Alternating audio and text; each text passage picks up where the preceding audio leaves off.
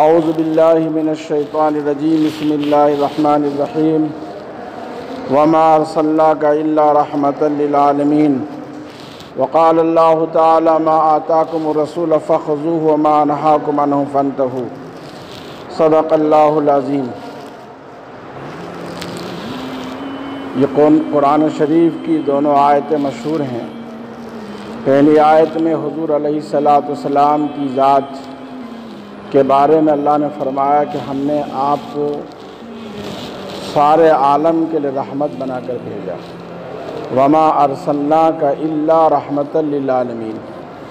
کہ ہم نے نہیں بھیجا ہے مگر آپ کو سارے عالم کے لیے رحمت بنا کر۔ قرآن کی دوسری آیت میں اللہ تعالیٰ فرماتا ہے وما آتاکم الرسول، او لوگو جن باتوں کا حکم تمہیں ہمارے نبی صلی اللہ علیہ وسلم دیں اسے تم اختیار کرو، وما نہاکم، اور جس سے روکیں، فانتہوا، اس سے تم رک جاؤ۔ عمومی طور پر حضور علیہ السلام کی سیرت کے جلسوں میں قرآن شریف کی یہ آیت پڑھی جاتی ہے وما ارسلناک الا رحمۃ للعالمین، کہ حضور کی ذات سارے عالم کے لیے رحمت ہے۔ مگر اس آیت میں دوسرا پیغام یہ بھی ہے کہ جس طرح حضور صلی اللہ علیہ وسلم کی ذات رحمت ہے، برکت ہے، عافیت ہے، اللہ کی طرف سے پورے عالم کے لوگوں کے لیے برکت کا ذریعہ ہے، اسی طرح اس آیت میں دوسرا پیغام یہ ہے کہ حضور صلی اللہ علیہ وسلم کا طریقہ، آپ کی لائی ہوئی شریعت،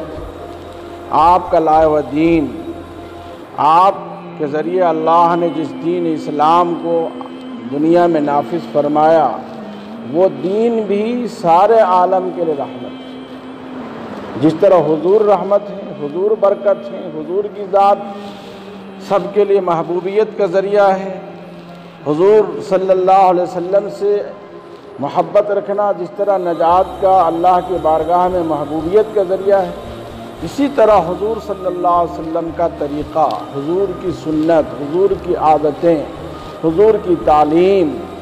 یہ بھی سارے عالم کے لوگوں کے لیے رحمت کا ذریعہ ہے۔ مثال کے طور پر حضور صلی اللہ علیہ وسلم نے زندگی کے ہر شعبے سے متعلق امت کو ہدایات جاری فرمائی۔ کھانے سے متعلق حضور صلی اللہ علیہ وسلم کی مشہور سنت ہے کہ کھانا بھوک پر کھایا کرو، یہ حضور صلی اللہ علیہ وسلم کی مشہور سنت ہے، آپ کی تعلیم، کھانا بھوک پر کھایا کرو، اور تھوڑا بھوک رہے تو کھانا چھوڑ دو۔ حضور صلی اللہ علیہ وسلم نے فرمایا کھانا بھوک پر کھایا کرو، اور بھوک تھوڑا رہے تو کھانا چھوڑ دو۔ حدیث میں آتا ہے جس طرح حضور صلی اللہ علیہ وسلم کھانا کھاتے تھے، اسی طرح حضور صلی اللہ علیہ وسلم مستقل پانی پیتے تھے۔ آج معاشرے میں پانی کو کھانے کا جز بنایا گیا ہے۔ آج کل معاشرے میں کھانے کے ساتھ پانی کو جوڑا گیا ہے، مستقل پانی کو غذا سمجھ کر، اللہ کی نعمت سمجھ کر عام طور سے انسان نہیں پیتا، جبکہ حدیث میں آتا ہے اللہ کے رسول صلی اللہ علیہ وسلم پانی مستقل الگ سے پیتے تھے۔ کھانا جس طرح ہم لوگ کھاتے ہیں اسی طرح حضور صلی اللہ علیہ وسلم پانی بھی مستقل پیتے تھے۔ مشہور ہے کہ کھانے کے فوراً بعد پانی نہیں پینی چاہیے، اس لیے کہ کھانے پر وزن پانی کا پڑتا ہے۔ کھانا تھوڑا تحلیل ہو جائے پھر پانی کی جگہ پانی خود پیٹ محسوس کرے گا، نفس خود پانی کو مانگے گا، اس وقت کو پانی پینا بدن کے اندر وہ جز بنے گا، اس کا حصہ بنے گا۔ دوسرا فائدہ اس کا یہ ہے کہ حضور کو زندگی بھر ڈکار نہیں آئی۔ کھانے کی ڈکار جس طرح ہم لوگوں کو آتی ہے،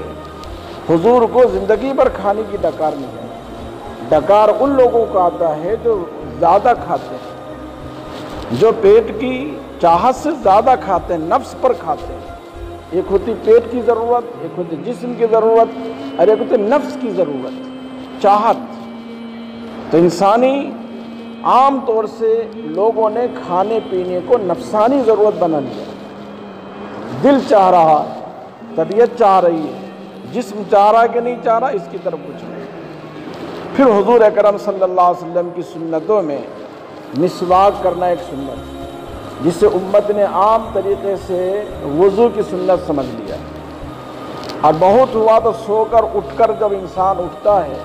تو صبح اٹھ کر ہر آدمی مسواک کا برش کرتا ہے، جبکہ جس طرح وضو کی سنت مسواک ہے، جس طرح سو کر اٹھ کر منہ کی صفائی مسواک کا برش سے ہے، حضور صلی اللہ علیہ وسلم کی مستقل حدیث ہے کہ سونے سے پہلے مسواک کیا کرو، سونے سے پہلے مسواک کیا کرو، تاکہ انسان جو کھاتا ہے اس کے کچھ حصے، کچھ ذرات، کچھ اس کے معمولی حصے، ٹکڑے انسان کے دانتوں کے درمیان اور مسوروں کے درمیان اٹک جایا کرتے ہیں، اور اگر وہ مسواک سونے سے پہلے کر لیتا ہے تو وہ ذرات، وہ حصے مسواک اور برش کے ذریعے نکل جاتا ہے، اور اگر نہیں کیا تو رات بھر وہ کٹانو بنتا ہے، پھر وہ حصہ سڑتا ہے، وہ حصہ بدبو کرتا ہے، اور وہی حصہ انسان کے لیے منہ کے تعفن، دانت کے کمزور اور مسوروں کے کمزوری کا ذریعہ بنتا ہے۔ اس لیے مسئلہ ہے کہ رات کا کھانا کب کھایا جائے۔ علماء نے لکھا ہے کہ رات کا کھانا عشاء سے پہلے کھایا جائے، رات کا کھانا عشاء سے پہلے کھایا جائے، تاکہ عشاء سے پہلے کھانے پر جب عشاء کا وضو کرے گا بندہ تو اس میں مسواک کرے گا، تو وہ مسواک بھی ہو گئی، وضو کی سنت بھی زندہ ہو گئی، اور کھانے کے لیے جو دانت اور مسوڑے میں جو ذرات اٹکے ہیں وہ بھی مسواک کے ذریعے نکل گیا، اور عشاء کی 17 رکعت نماز جب انسان پڑھے گا تو خود اس کے ذریعے اس کے کھانے کی تحلیل کا ذریعہ بن جائے گا، کھانے کے ہضم ہونے کا ذریعہ بن جائے گا۔ حضور اکرم صلی اللہ علیہ وسلم کہ جب ان فرمودات کو یمن کا ایک یہودی حکیم آیا مدینے میں، اور وہ 2 مہینے اس نے اپنی ڈسپنسری کھولی، اور مدینے میں ڈسپنسری اپنا دواخانہ کھولنے کے بعد جب 1.5 مہینے میں کوئی مریض اس کی ڈسپنسری میں نہیں گیا تو اس نے ابو بکر صدیق سے پوچھا، کیا یہاں کوئی بیمار نہیں پڑتے؟ تمہارے نبی صلی اللہ علیہ وسلم کی تعلیم کیا ہے؟ 1.5 مہینے میں ہمارے دواخانے میں ایک بھی مریض نہیں آیا۔ حضرت ابو بکر صدیق رضی اللہ تعالیٰ نے فرمایا، ہمارے نبی کی تعلیم یہ ہے کہ کھانا بھوک پر کھائیں اور بھوک ہو تو کھانا چھوڑ دیں۔ اس یہودی حکیم نے کہا یہی تو پوری صحت کا راز ہے۔ انسان کے جسم کی ساری چیزیں معدہ ہیں، معدہ جب فول ہوتا ہے، حد سے زیادہ بھرتا ہے تو وہی بدہضمی پیدا کرتا ہے، وہی انسان کے اندر غفلت پیدا کرتا ہے، وہی جسم کو بڑھانے اور نفس کو موٹا کرنے کا ذریعہ بنتا ہے، وہ انسان میں غفلت پیدا کرتا ہے۔ عمومی طور پر ہمیں اور آپ کو کھانے کے بعد عام حالات میں جمائی آتی ہے، جمائی آتی ہے تو انسان منہ پھاڑتا ہے۔ حضور صلی اللہ علیہ وسلم نے فرمایا جب جمائی آئے تو الٹا ہاتھ کا پشت اپنے منہ پر رکھ لیا کرو۔ اب پھر روایت میں آتا حضور کو زندگی بھر کبھی جمائی نہیں آئی، حضور کو زندگی بھر کبھی جمائی نہیں آئی، اس لیے کہ جمائی نفس کے بالکل لبریز ہونے سے ہوتا ہے، جمائی انسان کی غفلت سے آتا ہے، انسان کی فکری ٹینشن کے نہ ہونے سے ہوتا ہے۔ جمائی اسی کو آتا ہے جو غفلت میں ہو، جس کے ذمہ کوئی کام نہ ہو، تو بیٹھا بیٹھا وہ جمائی کرتا ہے۔ لیکن جو آدمی اپنے آپ کو مستقل ذہنی کام میں لگا کے رکھتا ہے، اس کے سامنے ایک منزل ہوتی ہے، اس کے سامنے ایک معاملہ، کوئی مشن ہوتا ہے، تو اس آدمی کو کبھی جمائی نہیں آتی۔ حدیث میں آتا ہے اللہ کے رسول صلی اللہ علیہ وسلم کو کبھی جمائی ہی نہیں آئی۔ تو اس طرح سے حضور صلی اللہ علیہ وسلم کی ذات ہی صرف سراپا رحمت نہیں، بلکہ حضور صلی اللہ علیہ وسلم کی شریعت بھی سراپا سنت ہے۔ ایک انگریز نے ایک بہت بڑے بزرگ عالم سے پوچھا کہ آپ لوگ جنت، آپ کے عقیدے کے مطابق جنت میں کون جائے گا؟ کہا ایمان والا جائے گا۔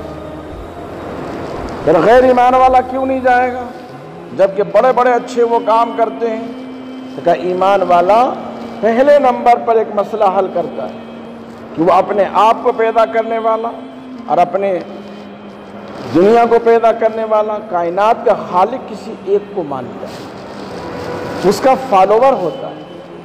وہ اس کو اپنے عقیدے کے طور پر تسلیم کرتا ہے، اور دوسرا غیر ایمان والا اس کائنات کا اس ایک کو خالق نہیں مانتا۔ وہ کتنی ہی گن کے کام کرے، کتنی ہی پن کے کام کرے، کتنی ہی رفائی کام کرے، کتنی ہی لوگوں کے لیے بھلائی کا کام کرے، وہ دنیا میں یقیناً نفع بخش ہوگا، دنیا میں یقیناً اس کام کا اس کو فائدہ ملے گا، اس کو شہرت ہوگی، اس کی تعریف ہوگی، اس کی عزت ہوگی۔ یہ دنیا کے لحاظ سے وہ کام اس کا کارگر رہا، لیکن یہی پن کے کام، یہی خیر کے کام اگر اس کو مان کے کرتا تو دنیا میں بھی اس کو عزت ملتی اور آخرت میں بھی اس کو عزت ملتی۔ تو اس یہودی شخص نے کہا، یہ آپ کی لاجک ہمیں سمجھ میں نہیں آ رہی کہ عقیدے کی بنیاد پر صرف جنت ملے گی اور کام کی بنیاد پر جنت نہیں ملے گی، یہ کیسے ہو سکتا ہے؟ تو بڑے عالم دین فرماتے ہیں کہ آپ چونکہ دنیا کے نظام ایک حساب کتاب سے چلتا ہے، بلکہ کہاں حساب و کتاب سے چلتا ہے، ریاضی علوم پر دنیا کا نظام ہے۔ ایک پڑھا لکھا سائنسداں انسان تھا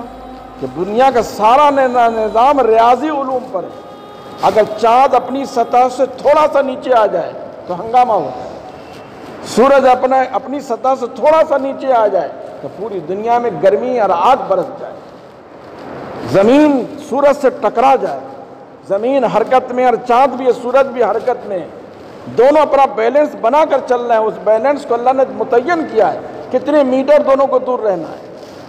تو سائنسداں سمجھ گیا کہ یقیناً دنیا کا نظام ریاضی علم پر ہے، گنیت کے علم پر چل رہا ہے دنیا کا نظام۔ پھر اس بزرگ نے کہا کہ ایک شخص نے ایک لکھا، ون لکھا، اب ون کے آگے اس نے زیرو بڑھایا، پھر زیرو بڑھایا، پھر زیرو بڑھایا، ون کے آگے جتنا زیرو بڑھاتا چلا جائے گا اس ون کا ویلو بڑھتا چلا جائے گا، اس ون کی قیمت بڑھتی چلی جائے گی، اس ون کا وزن بڑھتا چلا جائے گا، ان کا صحیح بڑھتا چلا جائے گا۔ اگر ایک لکھ کر ون لکھ کر جتنے زیرو بڑھاتا چلا جائے گا اس زیرو سے ون کی قیمت بڑھتی چلی جائے گی، 1 سے 10، 10 سے 1000، 1000 سے لاکھ، کروڑ بڑھتا چلا جائے گا۔ پھر کیا میں آپ سے پوچھوں کہ کوئی صرف زیرو ہی زیرو بڑھائے اور ون نہ لکھے تو زیرو کا کیا مطلب ہوگا؟ کوئی صرف زیرو ہی زیرو بنائے اور اس کے پہلے ون نہیں بنائے تو کیا اس زیرو کی قدر ہوگی؟ اس زیرو کا کوئی ویلو ہوگا؟ اس زیرو کا کوئی مقام ہوگا؟ اس نے کہا نہیں، تو کہا وہی ون اللہ کی ذات وحدانیت ون، وہی ون نبی کی شریعت کو ماننے کا عقیدے کا نام ہے۔ ایمان والا پہلے ون مانتا ہے، پہلے ایک کو مانتا ہے، پھر اس کے آگے جتنا زیرو بڑھاتا ہے اس کا ویلو بڑھتا رہتا ہے۔ اور دنیا والے ون نہیں لکھتے ہیں اور زیرو بڑھاتے چلے جاتے ہیں تو تعریف دنیا میں ضرور ہوگی لیکن اس کو مرنے کے بعد اس پن کا اور اس خیر کا کوئی فائدہ نہیں پہنچے گا۔ موجودہ حالات کے زاویے میں، دائرے میں اور ماحول میں نبی علیہ السلام کی سنت کو سمجھیں، تو حضور کے طریقے کو سمجھیں۔ دنیا کہتی ہے کہ کھانا کس طرح سے کھائیں، حضور صلی اللہ علیہ وسلم نے فرمایا جو کھانا کھڑے کھڑے کھایا جائے اس کھانے کا حق ہے کہ اس کو انگلی ڈال کر الٹی کر دیا جائے۔ مسلم شریف کی حدیث، ترمذی شریف کی حدیث، جو کھانا کھڑے کھڑے کھایا جائے وہ کھانا جسم میں نہیں لگتا ہے بلکہ جسم کے لیے نقصان دہ ہوتا ہے۔ حضور نے فرمایا اس کھانے کا حق یہ ہے کہ بجائے اس کو جسم کے کٹانو بنانے کے بجائے، جسم کے لیے مضر بنانے کے بجائے بہتر ہے کہ انگلی ڈال کر اس کو حلق سے الٹی کر دے تو شفا یاب ہوگا۔ اس لیے کھڑے کھڑے کھانے میں انسان کو، جسم کو وہ قوت و غذا نہیں ملتی۔ پھر فرمایا انسان جتنا کھانا کھاتا ہے